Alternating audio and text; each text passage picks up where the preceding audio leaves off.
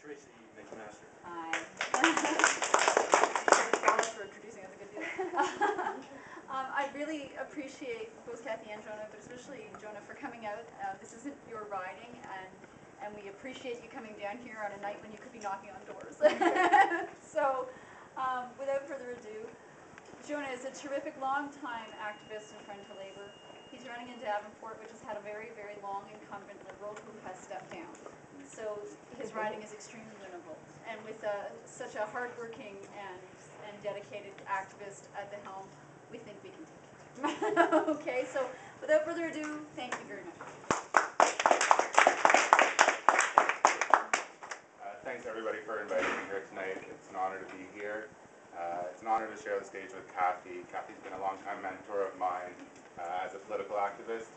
And also, you know, she's a street nurse too, so when I sat down with her tonight, I said, Kathy, I have a huge blister on my toe. I've been walking every day for a month. What do I do about it? And she told me. So thanks. So as you know, I've been nominated to be the candidate in Davenport for the NDP. We have a really exciting race there in Davenport. We've been working on this actually for the last year.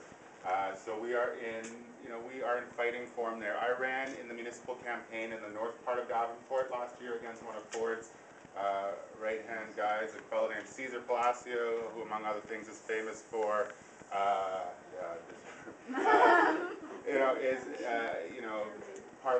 he's one of the folks who's championed an end to the fair wage policy. He's a loudmouth for privatization citywide, and he's pressing the yes button for Mr. Ford down there at City Hall. We did not beat Cesar last year, but we came extremely close, and what we did do was we built an incredible team along the way there.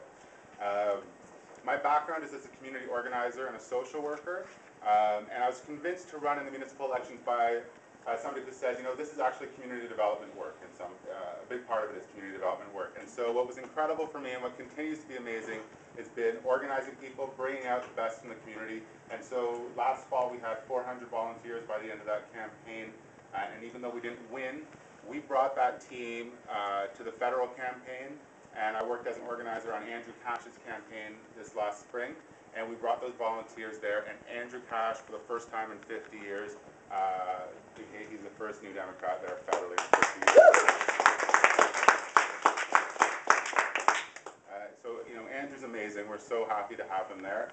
He ran a campaign talking about, you know, the precarious working situations that so many people are facing in the city, and it really hit home. And it wasn't a small victory in Davenport. It was a monumental, a huge victory there. And Andrew and I have been talking about this for the last year. You know, we're talking about building a social movement. Both of us, you know, come from more of an activist background. I think both of us were maybe surprised to find ourselves in electoral politics. But we really strongly believe that we need a social movement to push back against what's happening here. And so we've been knocking on doors for the last year, whether it be him for me or me for him. But let me just tell you a little bit about how I got there, and in some ways it's similar work that Kathy's done. So I started my career working in some of the busiest shelters in Toronto. I started at Seton House down not too far from here, and it was right at the height of the common sense revolution, and more people were losing their homes. Shelters were busier than ever, and you know, it struck me as you do the very basics of care. You know, you check people in, you know, you give them a towel, make sure they were, you know, could get something hot to eat, but then you'd send them on the way the next day, right? And it was like, this is a revolving door and we need to do something about it. And I actually met Kathy down at Tent City, where a large number of people who were reluctant to go into shelter, because the shelters, you know, are a very hard place to live, were, you know, bearing out the cold down by the lake in order to have a little bit of autonomy and where they felt a bit more safe. But meeting Kathy was huge because Kathy understood that we need to organize on this stuff, right? We need to do the frontline care, the nursing, the social work, but we also need to organize. So, you know, we know that our only option is to organize. We know that the only way to fight the tyranny of trickle-down politics is from the bottom up, right? So I left the shelter system after I finished my degree, my social work degree, and I got a job at a place called the Stop Community Food Center, where I worked for a number of years. It's in Davenport, where we're running right now.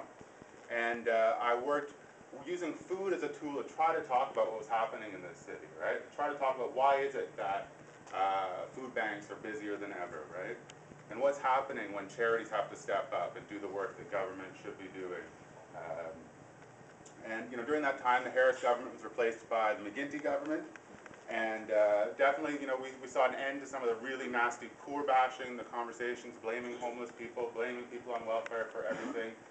But we saw a nicer, some nice talk about poverty reduction. But in fact, during that time, things got worse, right? Food bank programs have increased by 20–25% in the last couple of years alone. More and more people were working many jobs and still using food banks. People experiencing very precarious work. So my work there, I worked with a lot of people using the food banks to try to start speaking out about what was really happening in the city and trying to dispel the idea that somehow this was natural, somehow it was people's own fault for experiencing hunger or homelessness. And so I did that work for a long time until I was asked to run in the municipal campaign. And I never thought that that's what I'd be doing or that I'd be standing here now. My work as an organizer has reinforced a couple of things. One, it's told me how amazing people are in this city, how passionate people are, our incredible resiliency, our people's incredible passion to make things better, to work together. But it's also taught me that being right is not enough, right? Because we know we have a housing crisis in this city. We know there's too many jobs that don't pay enough. We know that nobody can live off of welfare, off of $600 a month, and yet that's not enough, right? We need to organize. And when some of my friends who come from the grassroots movement, who are activists, talk about, sometimes say, why are you getting involved in electoral politics? Are you joining the system? And I have to say to them, we need to organize, right? And one way of organizing is through political parties, and we need a political party that we can believe in. We need to bring our resources together.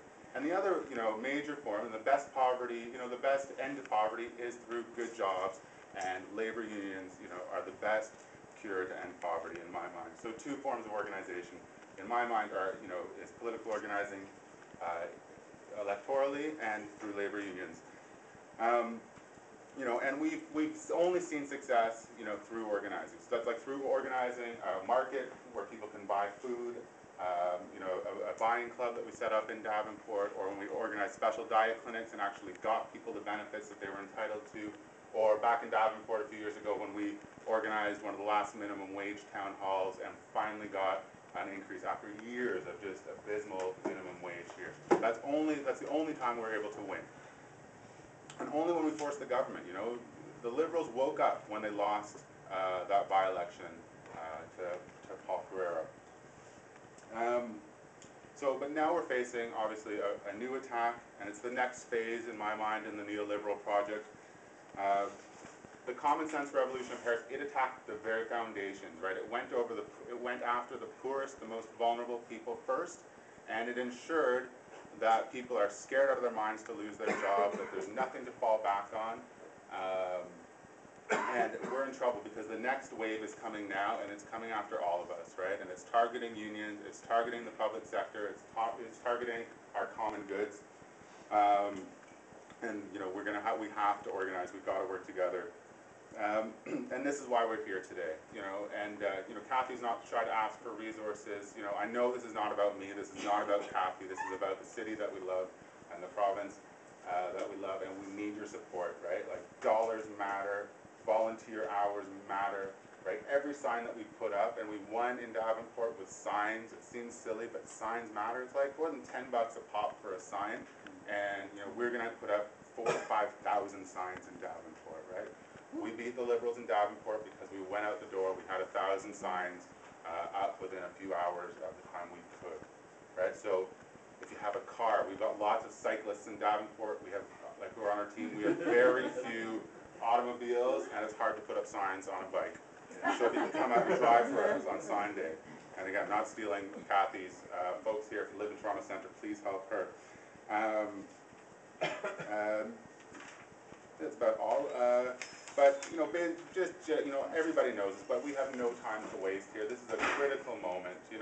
The specter of GTAC being elected, what's happening now at City Hall, it is terrifying. We have a chance to get new Democrats elected. We have a chance to get really great new Democrats, really great advocates and activists elected, and we're going to need that. And, you know, I've been saying to people at the door, you know, you need to get us elected, but we need you too. You know, this is not about just having, you know, a couple folks inside the legislature. It's about having people organized outside the legislature, and we've been getting killed on resources for years. And so the fact that we are going to offer, you know, a space for people to organize out of, that, you know, we have hundreds of volunteers in our database, but, you know, there's not going to be another election for a while. We want our volunteers to go to work fighting the privatization agenda that's happening in the city, defending the services that are at risk here, and we can do that, but we got to win first, right? We've got to keep those resources. So we're at it 7 days a week in Davenport right now, all day, every day, anytime you'd like to be part of it, and it's fun. We've got the best people in town working on it. So if you can, please come out, and I think that's about it. But I really appreciate the time here, and we're going to go back out on the road, probably Kathy and I, after, unless you guys have any questions for us. We've got to get back out there. Okay.